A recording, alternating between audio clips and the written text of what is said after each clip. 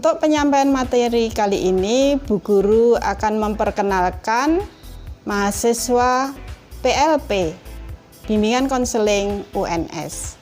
Yang pertama adalah Evi Nur Faizah. Kemudian mahasiswa yang kedua adalah Ika Julianti. Anak-anak, kakak-kakak kita sebagai mahasiswa bimbingan konseling akan praktek memberikan pelayanan bimbingan konseling di SMP Negeri 1 Sukoharjo. Untuk itu, kalian bisa mengikuti materi yang akan mereka sampaikan dan kalian bisa menyimak secara baik.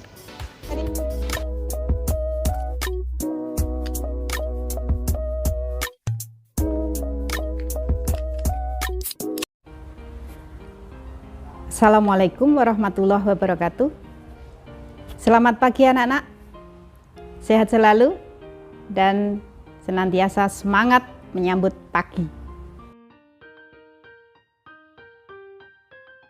Assalamualaikum warahmatullahi wabarakatuh. Selamat pagi anak-anak. Semoga kita tetap dalam keadaan sehat walafiat. Nah, untuk memulai pembelajaran pada hari ini, alangkah lebih baiknya kita berdoa terlebih dahulu. Berdoa menurut keyakinan dan kepercayaan masing-masing. Berdoa dimulai.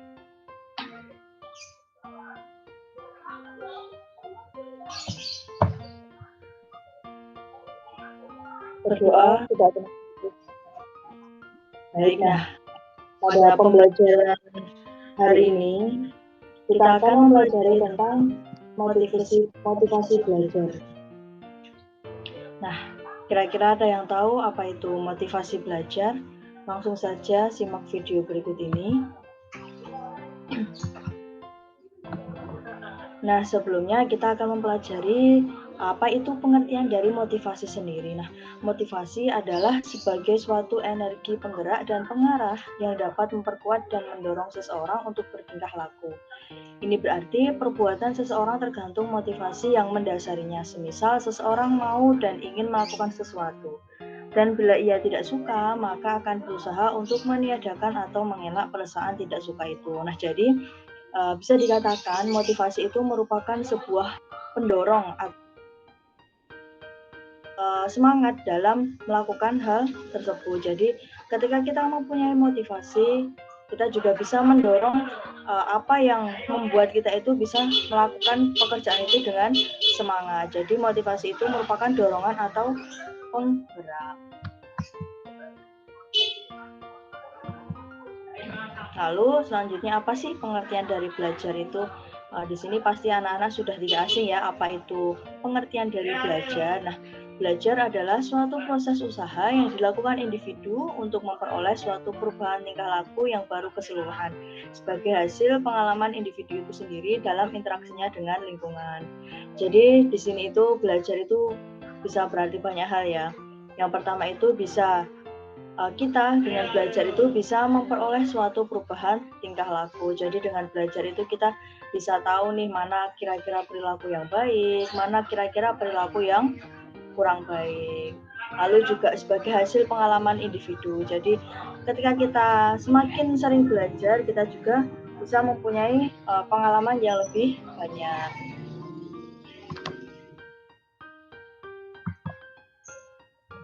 Nah, kalau pengertian, kita kan tadi sudah belajar mengenai pengertian dari motivasi dan juga pengertian dari belajar. Nah, sekarang kita akan mempelajari apa sih pengertian dari motivasi belajar itu. Nah, secara umum pengertian motivasi belajar adalah keseluruhan daya penggerak baik dari dalam diri maupun dari luar siswa dengan menciptakan serangkaian usaha untuk menyediakan kondisi-kondisi tertentu yang menjamin kelangsungan dan memberikan arah pada kegiatan belajar sehingga tujuannya dikehendaki oleh subjek belajar itu dapat tercapai. Nah, jadi di sini bisa dikatakan motivasi belajar itu bisa diartikan sebagai pendorong supaya kita itu mempunyai semangat belajar. Kira-kira belajar, nah itu bisa dikatakan sebuah motivasi. Jadi kita mempunyai suatu arahan, kita mempunyai sebuah dorongan. Jadi gimana sih caranya biar aku itu bisa mencapai cita-cita itu? Nah, gimana sih caranya biar aku itu bisa semangat belajar, gimana sih caranya impianku itu bisa tercapai. Nah, itu bisa dikatakan sebagai motivasi belajar atau bisa dikatakan dorongan supaya kita itu bisa mencapai sesuatu dari hasil yang telah kita pelajari. Contohnya, kita kan saat ini sedang sekolah. Nah, kita mempunyai motivasi belajar atau kita mempunyai impian menjadi dokter. Nah, kita bisa meningkatkan motivasi kita. Gimana sih ya caranya aku tuh biar bisa jadi dokter? Nah, bisa dengan meningkatkan motivasi belajar supaya impian yang kita inginkan itu bisa tercapai.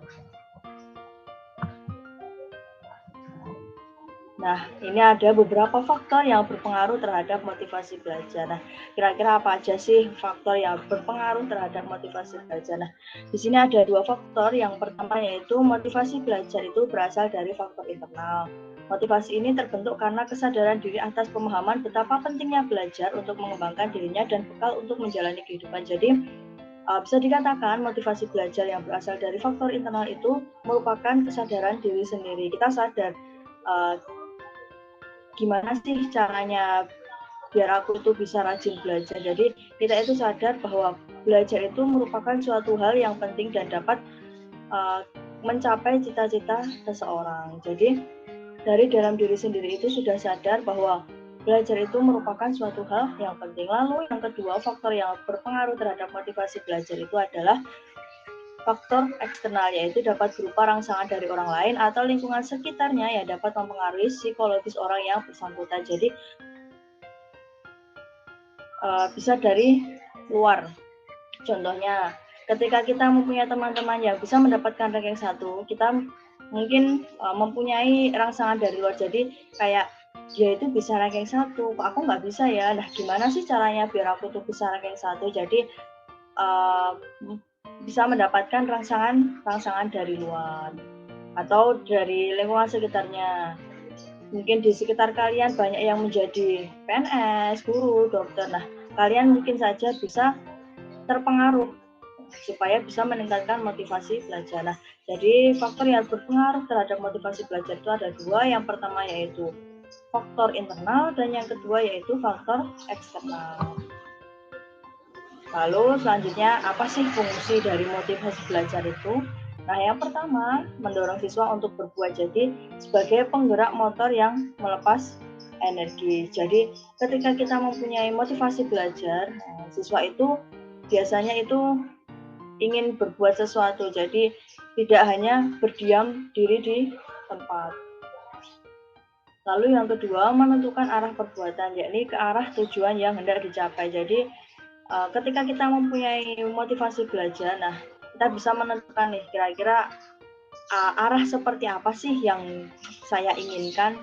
Apakah saya ingin menjadi pengusaha atau ingin menjadi dokter? Nah, kita bisa mencapai tujuan ke arah yang hendak kita capai. Lalu yang ketiga, menyeleksi perbuatan yang harus dikerjakan yang serasi guna mencapai tujuan dengan menyisihkan perbuatan-perbuatan yang tidak bermanfaat bagi tujuan tersebut. Jadi bisa menyeleksi nih kira-kira mana sih perbuatan-perbuatan yang kira-kira bisa aku gunakan untuk mencapai tujuan, mana sih kira-kira perbuatan yang nggak bisa aku gunakan untuk tidak mencapai suatu tujuan.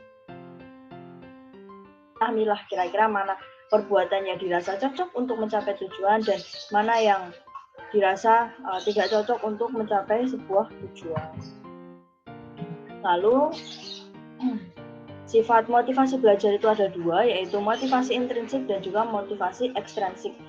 Ekstrinsik yang pertama, motivasi intrinsik, yaitu keinginan bertindak yang disebabkan oleh faktor pendorong dari dalam diri internal atau individu. Nah, contohnya nih, menyukai seorang tokoh yang tertera dalam buku, lalu mencari informasi lagi yang lebih lengkap tentang tokoh tersebut. Jadi, ketika kita membaca buku kok tiba-tiba kita tertarik nih sama tokoh yang menciptakan buku tersebut, lalu kita kepo atau penasaran, lalu mencari biografi dari tokoh tersebut. Nah, supaya kita bisa meningkatkan motivasi belajar, mungkin dengan motivasi intrinsik, dengan cara kita melihat biografi dari tokoh tersebut. Karena keinginan bertindak dari diri sendiri. Gimana sih caranya biar aku itu bisa seperti tokoh itu? Lalu motivasi ekstrinsik yaitu dorongan terhadap perilaku seseorang yang ada di luar perbuatan yang dilakukannya. Contohnya, orang berbuat sesuatu karena dorongan dari luar seperti adanya hadiah dan menghindari hukuman. Jadi ketika ada seseorang yang ingin memberikan hadiah, kita mungkin bisa meningkatkan motivasi belajar.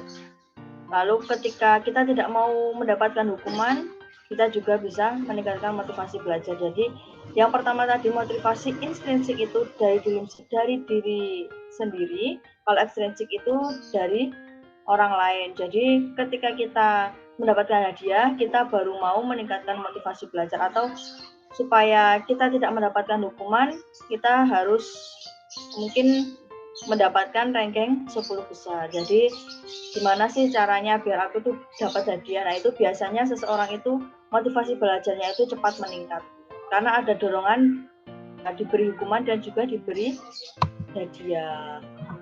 Lalu nih ada beberapa cara tips meningkatkan motivasi belajar. Yang pertama yaitu bergaul dengan orang-orang yang senang belajar. Jadi ketika kita bergaul atau berteman dengan orang-orang yang senang belajar, biasanya itu kita juga akan tertular menjadi orang-orang yang suka belajar. Lalu yang kedua, belajar apapun itu yang disukai atau yang tidak disukai, itu tetap belajar. Nah, itu bisa meningkatkan motivasi belajar kita. Tapi ketika kita memilih-milih dalam belajar, kalau nggak disukai nggak mau belajar, hanya belajar yang disukai, nah itu tidak meningkatkan motivasi belajar. Jadi apapun hal yang disukai atau yang tidak disukai itu tetap dipelajari. Lalu yang ketiga yaitu cari motivator.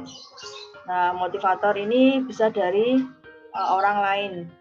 Jadi kita bisa termotivasi ketika ada seorang motivator yang menyemangati kita dalam hal belajar biar bisa jadi orang sukses.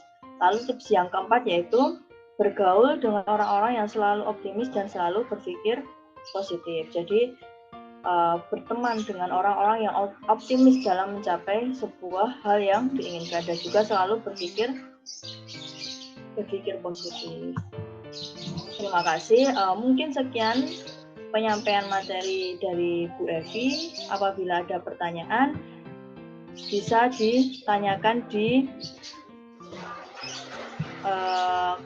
kolom atau diskusi di Sipensako.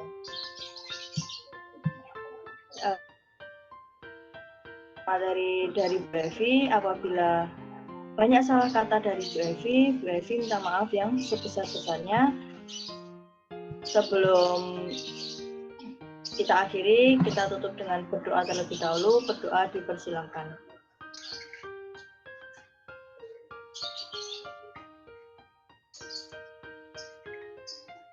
Berdoa tidak pernah cukup. Wassalamualaikum warahmatullahi wabarakatuh. Baik anak-anak, tadi yang Bu Guru jelaskan telah membangkitkan kalian untuk mengeksplor apa yang ada pada diri kalian. Kekuatan kalian, mimpi-mimpi kalian akan muncul mulai sekarang. Maka jangan takut dengan bercita-cita setinggi langit. Ya, paling tidak kalau cita-cita kita setinggi langit, misalkan terjatuh, paling tidak masih berada di bintang-bintang. Kita bersama para bintang. Sukses selalu. Terima kasih. Assalamualaikum warahmatullahi wabarakatuh.